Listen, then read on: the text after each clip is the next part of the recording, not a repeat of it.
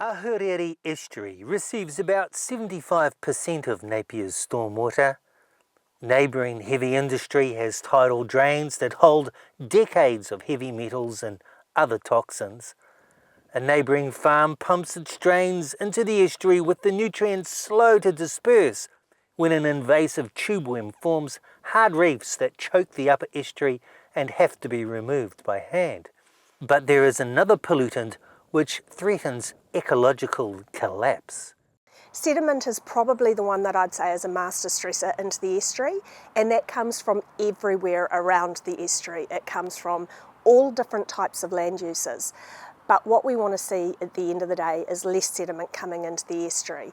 Sediment can clog the areas in between the sands that those animals live in, and those animals are the structure and the important part. They aerate the soils, the sediments, they provide food for birds, fish, they exchange gases, so they're the really fundamental part of the system that keeps everything around us healthy.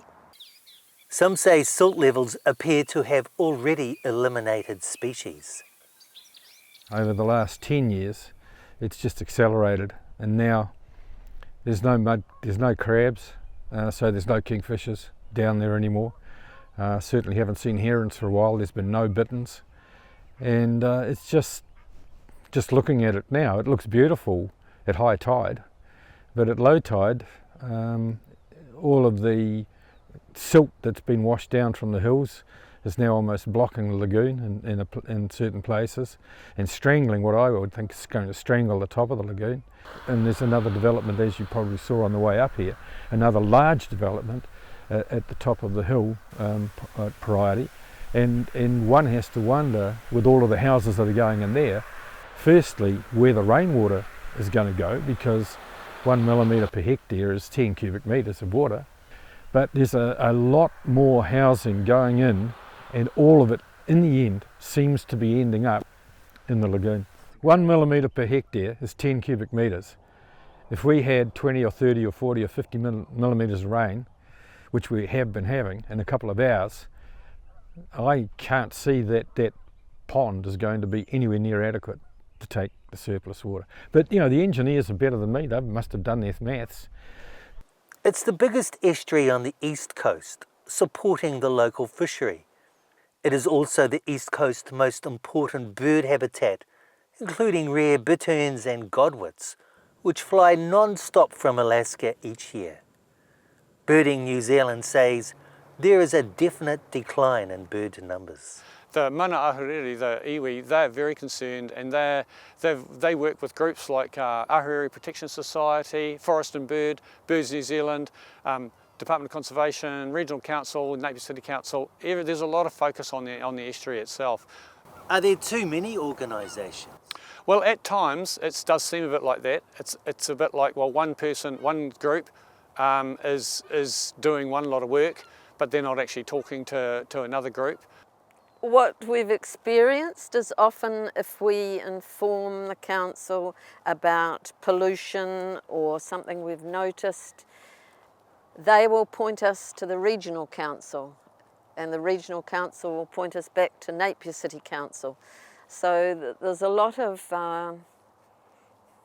shall I say, passing the buck, but it's an interesting thing because in a way there's a lot of questions about who owns which bit, who is responsible for which bit. Hawke's Bay Regional Council's Chair Hinawai Ormsby and Napier City Council's Deputy Mayor Annette Brosnan have rekindled their high school camaraderie for the new Hawke's Bay Regional Council Park that will include an engineered wetland mitigating Napier stormwater on land Napier City Council currently farms. I chair a group called the Ahuriri Regional Park Committee, and that is a joint committee with Mana Ahuriri, Hawke's Bay Regional Council and Napier City Council, where we are forming that master plan now.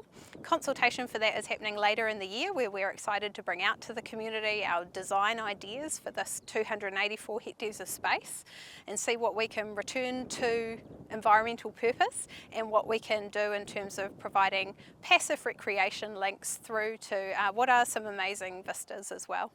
For iwi, the stakes are cultural as well as ecological. Well, the significance of it is that historical connection and cultural connection are directly linked with health and well-being of our people, of our hapu. It's still a place for us to gather kai. It's still a place for us to share stories, to bathe, to swim, for recreational purposes. It also represents a lot of the whakatauki and proverbs that we hold in relation to those taonga species, to those mahinga kai species.